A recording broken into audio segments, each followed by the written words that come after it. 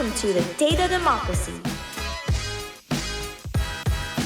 presented by renowned O'Reilly author Ole Olesen-Bagneux,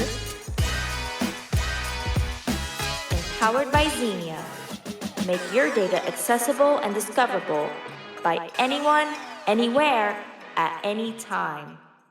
Hi everybody, you're listening to Data Democracy, and I'm your host, Ole Olesen-Bagneux, Chief Evangelist in Xenia, and the author of the Enterprise Data Catalog, published by O'Reilly. In this podcast, we explore what a data democracy is, and we do so with knowledgeable guests. Today's guest is Tiankai Feng. Tiankai is a principal data consultant at Thoughtworks, based out of Germany, and he's just a really fun guy, famous for singing data management while playing the piano. If you haven't yet checked it out, I suggest you do. Not only is it hilarious and exquisite, it's also super educational. And that is exactly what I wanted to talk with Tiankai about. His tips and tricks to communicate data in a compelling way that makes you want to learn more and more. My takeaways from my conversation with Tiankai. First, a data leader takeaway. If your data agenda isn't getting enough attention, try communicating in surprising, perhaps even non-corporate ways.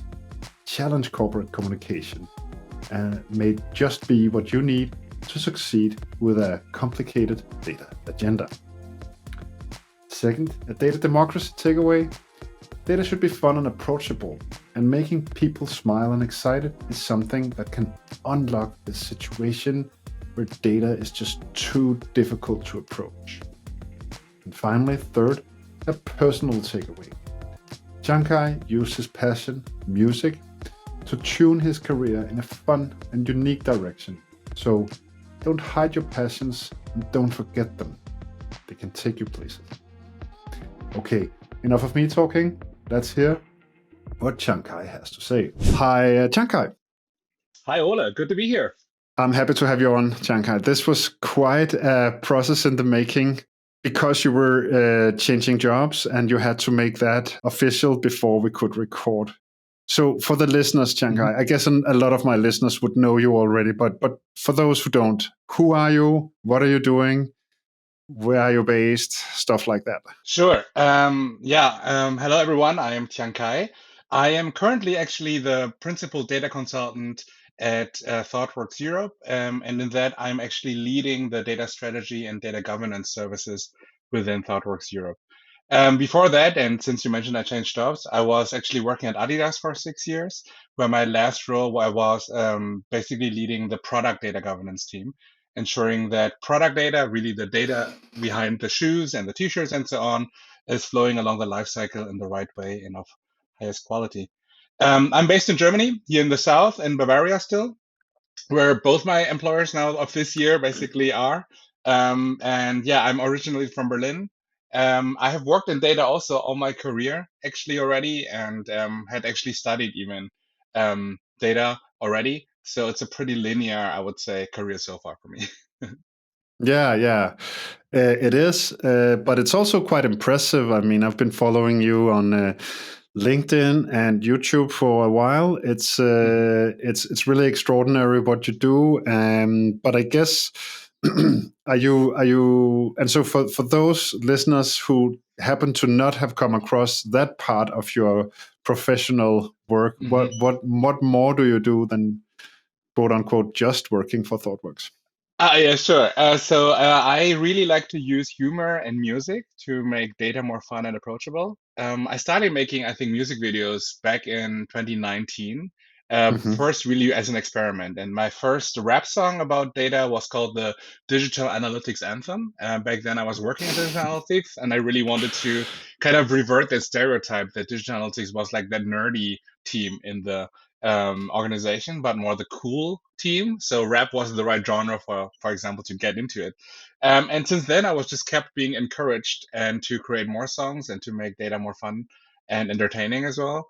So I kept on basically creating more music videos around it. I have my piano skills from when I was very little on, my songwriting skills since my teenage years, and also my piano playing skills while I was studying a lot as a bar pianist, basically as a side hustle. So all that came Mm. nicely together over the last years to bring my musical side to my professional side as well. Yeah. Yes, yes. Personally, I'm not the biggest fan of superficial data communication, but I really don't consider you in that league. I think there is a depth to your communication while keeping it super sweet and super fun. And I really really love that, Tiankai. So thank Oh, you. thank you. Thank Don't you. ever never stop doing that. It's just wonderful. Absolutely. Okay, so a little bit more about your current work situation. I guess it's a rather big responsibility covering all of Europe. I've Mhm. seen also that following you that you are at least partly remote. Yes. How does that work for you? Well, I mean, first of all, of course, leading the service doesn't mean I'm doing it all alone, right? Of course, there are colleagues and other data experts in the organization where we are doing it all together. I would say the responsibility really lies within the approach of how we do data strategy and data governance related projects, and basically how that fits together with the rest of our services as well, right? And Thoughtworks, I think, obviously has been really in the in the industry now famous for the data mesh coming from one of our ex-colleagues now, and that is still of course a big thing for us here, but Yeah. altogether also moving from the more implementation side to the strategic side has been a direction we really wanted to go through, and I'm here to help. Remotely working is an interesting one, I would say, especially when you start a new job remotely, right? But my feeling is now that if everybody is anyway used to this remote working, then everybody makes an extra effort to make new joiners welcome anyway, no matter how far the distance is, right? So I'm really Mm. lucky to say that I was really welcomed and proactively reached out to by a lot of colleagues to just make me feel part of something instead of the physical not being part of something at home, to still be, connect with everyone. And yeah, already made some great connections and continue to make good connections inside the organization. So far so good. Yeah, yeah, yeah. I can. That resonates a lot with me. I experienced exactly the same thing working remotely. Beginning working at a new job remotely, just a month before you joining Sinea, or a couple of months before you. And Right. even though this show isn't about me, it very much resonates what you're saying. That like being greeted, being communicated to is very very important when you are working remotely, right? It's not the same Hmm. thing. It's if you cross each other in the office and just say hi. There's been this little contact, and even though you don't talk for the rest of the day, okay, I was here, you were there, we saw each other. Sure. But Yeah. like you have to somehow translate that, right, when you're working remotely. Absolutely. Yes.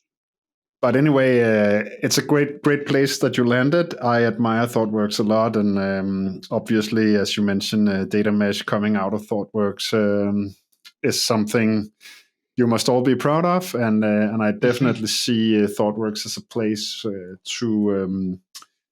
get stimulated. It's not this standard consultancy answer you get. Reaching out and speaking to ThoughtWorks is a little deeper, right? And that's really, really nice. Absolutely. Yeah. I mean, Yeah. just also, I think it says it in the name, right? Thought works. And there's a lot of attention to thought leadership and basically being innovative in the way of creating concepts and also how to actually implement concepts. So I'm really glad to also bring my creative side to a company that's already very much in innovation mode. So that's really cool. Yeah, yeah, I could imagine that. I can definitely understand. Mhm. Okay, Chang, I prepared some questions for you.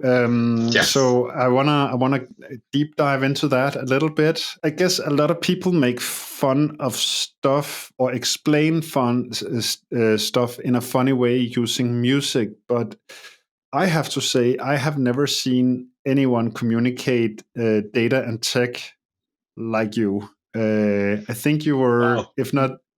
if not the first, then at least the yeah, maybe you were the first. I don't know, but you are at least very, very talented in communicating data and tech in this way, right? Singing, playing instruments. What have the reactions been? I mean, what kind of reactions have you gotten from that? Yeah.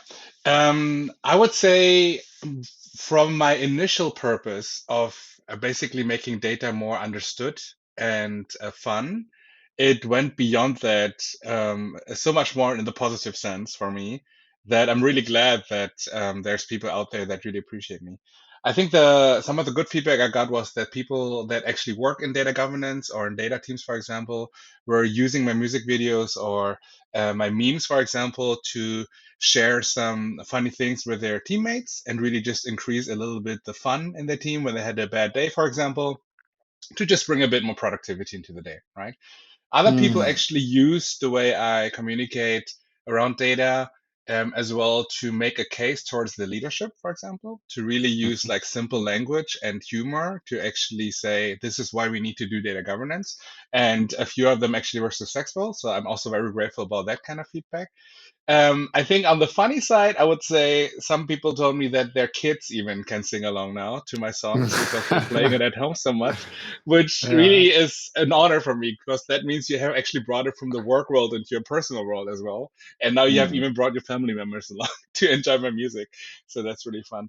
I think the whole idea is right that if you start making complex concepts more easily understood and people get why it's important as well, then you can turn these people into ambassadors for it too, right? It's not only them that actually react to it, but even better is when they use similar way of communication or even just borrow your communication to then make a case towards an even wider audience that even leads to decisions that have an impact. So I'm really glad that my communication has this ripple effect sometimes that even leads to organizations changing or families having a good time, for example. So yeah, I would Mm. say though, just in closing, that not all reactions were all positive, right? I think whenever you do Oh. something new and you get creative, there's always probably that little um, yeah, I would say that little quota of people that probably thinks this is not cool. You're not taking it serious, for example, or data should not be fun. It should be much more of a serious topic that everybody should get into and learn and read about, for example. But Oh this yeah. is like where rappers say haters gonna hate, right? So it's Yeah, really more exactly. about if I can have a positive impact and the negative impact is not actually overcoming the positive one, then I had still have a net positive. So I'm going with the good feedback, and I'll try to basically consider, but not basically let it go to my mind with the negative feedback too much. Yeah, yeah, you should not let it get under your skin, Tiankai. There Yeah, is this continuum, right, where you. Yeah, I never listen to Danish radio anymore. I live in Copenhagen, but it's right. just it's not relevant for me. I have to say. But I was driving yesterday, and I heard this actor saying that I just wish it would only be my talent that gave me new jobs, but it is my network, it is my exposure, and I Hmm. need that in order to prove how good I am. It's not the other way around. And it's a very this was said by a very famous actor, also internationally, and it struck me that this is why we. So I'm getting a little off topic here, but it's just this is why we communicate. We don't communicate to irritate people, to get them annoyed, but we communicate to actually to have reach and to expose the best qualities within ourselves, right? And that sometimes stirs. I mean, that creates opposition sometimes by people that are, to be honest, not necessarily against you, but simply have negative energy inside them that needs to come out some way, right? I more see it like that. Absolutely. I think Uh, when people show a certain negativity towards something, it says much more about them than it says about the subject of the negativity, right? And I think it's more about also seeing that when you are the subject of that negativity. So basically dealing with it in a more constructive way and seeing if they have a valid point, then optimizing it and improving it is good. But also if it's really just generic complaints that is not really valid, then let it go, right? So it needs a healthy level of basically confidence as well. So the next question is kind of tapping into that. It's getting a little more serious than I thought, but like that is not negative at all. But so I won't call you a data influencer because I don't like that term, and I don't consider you as such. But calling you a data musician, then what should you do when communicating data? I love that word, data musician, by the way. So good you call me that. Yeah. I think the whole purpose while using music, right? I mentioned before, is to make it more fun and approachable. But that is an underlying scientific reason, right? Because music is known for appealing to the emotional side of people rather than the rational side. Because music is really like more underlying, and you have feelings towards music, but you cannot always describe it, right? And that's how you feel that music has a different role in your life than other things, for example, where it's more cognitively receiving things. So in that sense, music is not too far from data storytelling, right? You try to create a narrative and some kind of tension with a solution to make a point. And by using music, I do it just in a way to apply my talents to it.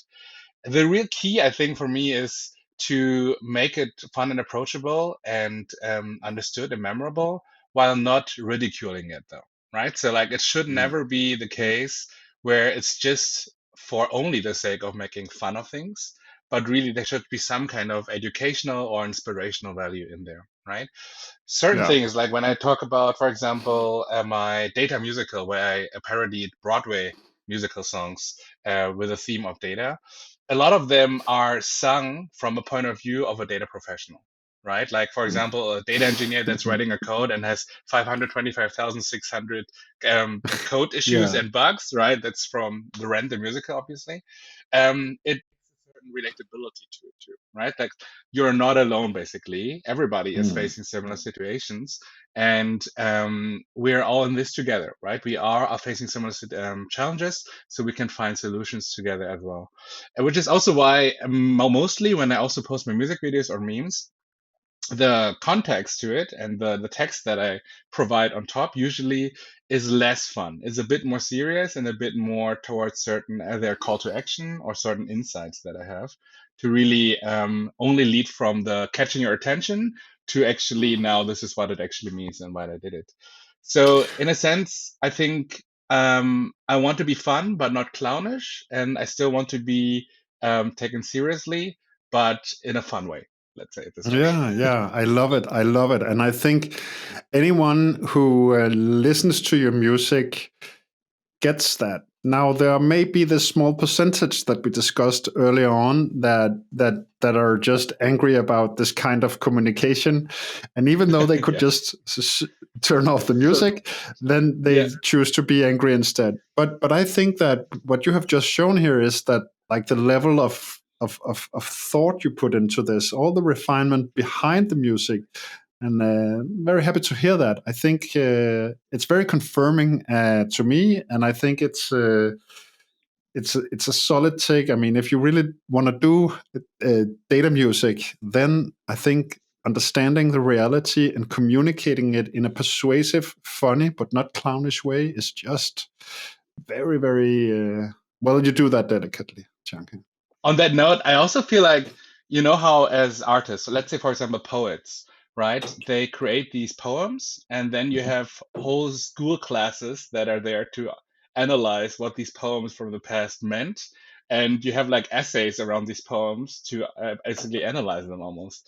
And now when I started making music, even like just data music and some of those parodies, I had my own intentions that I didn't fully reveal because some of them are just my thoughts in the back.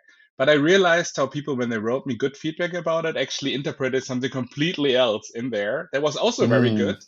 but I never thought about. It was just like they extrapolated from my music to a whole different thing about data that I was very, it was very entertaining to me that people did that. But this is how you realize, right? With art, it's all about the interpretation too, right? And you can Mm. interpret it as much as you want.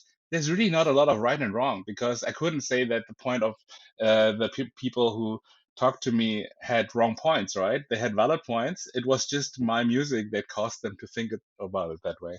So yeah, it's really fun to also see the art side, let's say, of making these kind of videos. Yes, yes, of course, of course. That must be very, very fun. And it's a privilege that I don't have with my books. I mean, people do interpretate my books in ways that I didn't foresee. Then we are into these like small groups of haters. I also have my haters, Tiankai. I don't have a Yeah, lot. I'm I sure don't have they a lot. exist. Yeah, yeah, of course, of course. I Because mean, you can yeah, hate everything in the world if you want. Why not? exactly. There's always somebody who just wants to say no because Yeah. they have to say no, right? Or they have Exactly, to disagree. exactly. Yeah, yeah. And Okay. so in my case, it's obviously that people are telling my book that my book is not about what my book is about. Stuff like that. Oh Anyway, does wow. Okay. Okay. yeah, yeah. But it is, I don't want to. It's not a big problem. But it happens from time to time, and when it happens, I just go, wow. I mean, why use your spare time like that? But anyway, that happens. So I know your Got it. feeling, and I guess with the exposure Mhm. you have, I guess that takes a little more space for you, unfortunately. Okay, so but moving into the boring elements of data a little bit. What are your thoughts? What are your thoughts, Jankai, on this eternal clash between compliance and innovation with data? Where do you stand on that? Being in data Yes. governance. Yeah, absolutely. I mean, and although I shouldn't be biased, I think it's still going to be a partly biased answer because I Uh, have to admit that without regulations, data governance would be a much harder job to do. I think it's yeah, because of yeah. the regulations that data governance can be pushed into organizations and make it effective. And then based on regulatory pressure, you can also make other things happen that are not based on regulations. But it definitely became a vehicle. But I would say that I usually think about innovation as like this wild plant, right? Or this wild tree that is growing in all directions. And regulations are there so the tree is not growing somewhere it shouldn't grow into, right? Like where it doesn't destroy, hopefully, some buildings or they destroy windows or something. There are guardrails there to make sure that it's growing in the right direction. And the thing is that as human beings, although we all say we want to do good things, sometimes consciously or unconsciously, we are still doing bad things with it because we didn't think through all the consequences. And that's Hmm. where regulations are kicking in, right? And I always try to tell myself that regulations are there to support the good things, right? And that we don't do wrong things for humanity.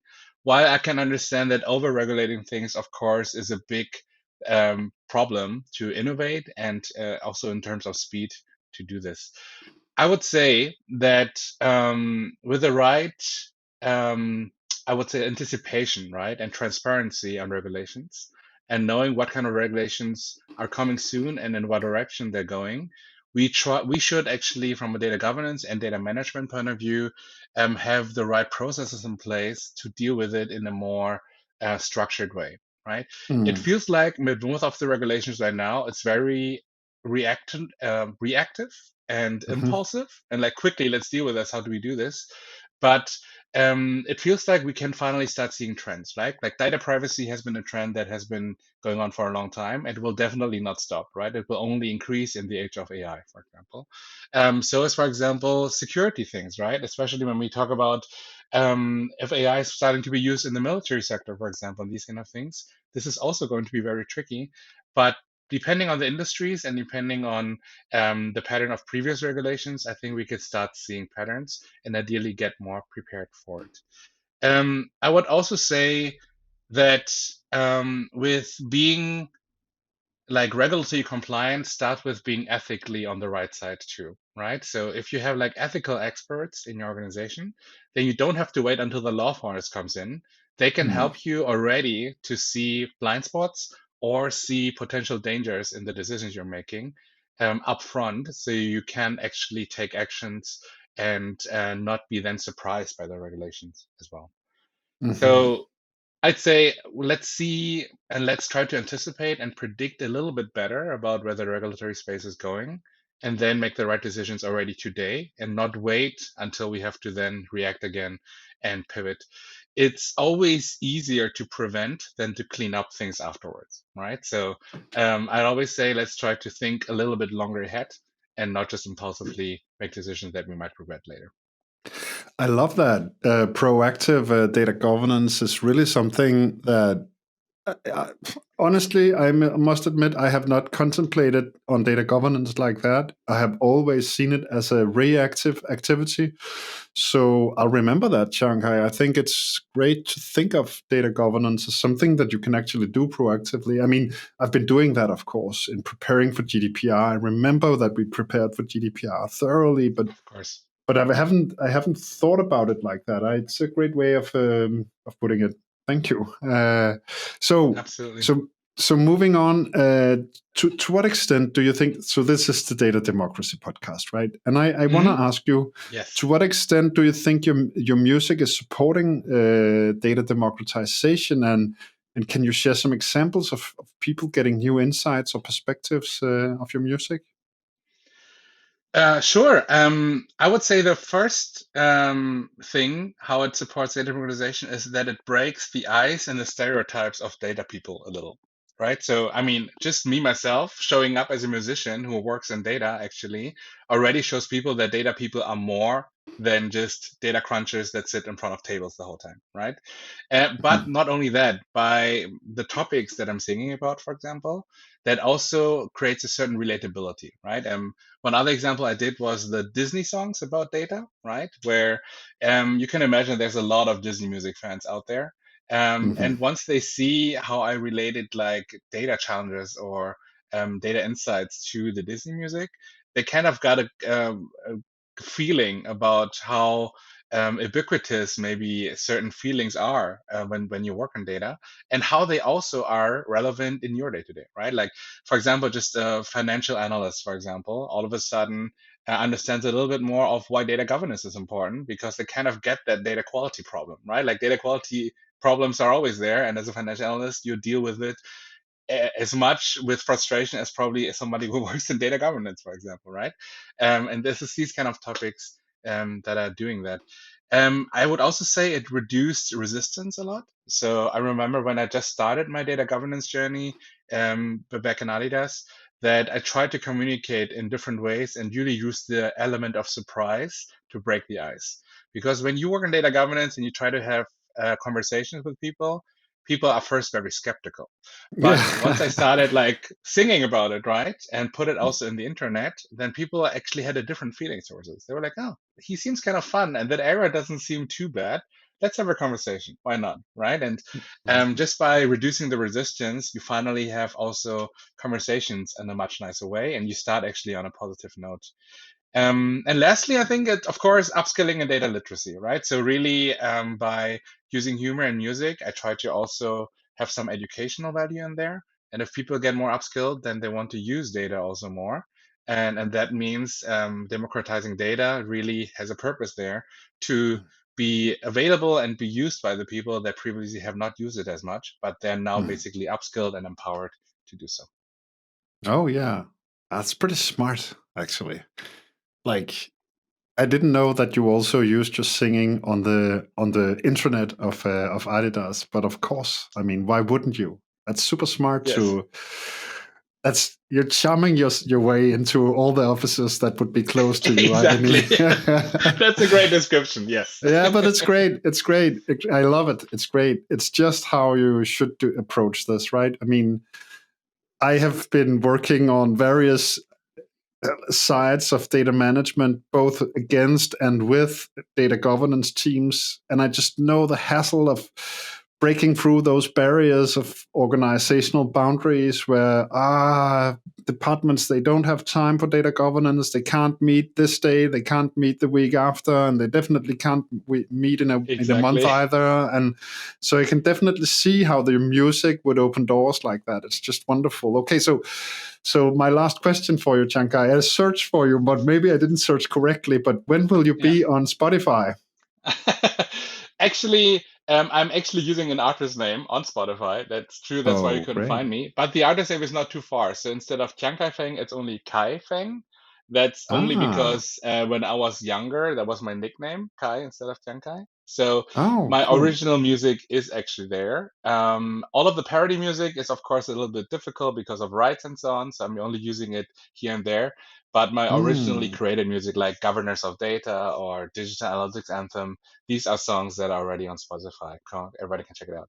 But what I am looking for actually is more opportunities to perform live. So for all the listeners out there, right, if you are interested to maybe have a more fun live performance about data and music about data, I'm also ready to go. I think many, yeah, and I definitely want to share that message and support it. I also think some of the Dharma conferences should be open for you in terms of making. We should arrange in the Dharma community like special Tiankai sessions just for you to play Oh music. yeah, Wouldn't I that be love a that idea. wonderful? Imagine opening a Dharma conference with that kind of with you basically as not as Oh a yeah. keynote but as a key musician. That Yes. would Oh, be, I love that. Yeah. yeah, we should Sounds do like a that plan. someday. Yes. Anyway, Yes. Tiankai, this was a pleasure. Thank you for taking the time for being on the podcast. Thank you so much.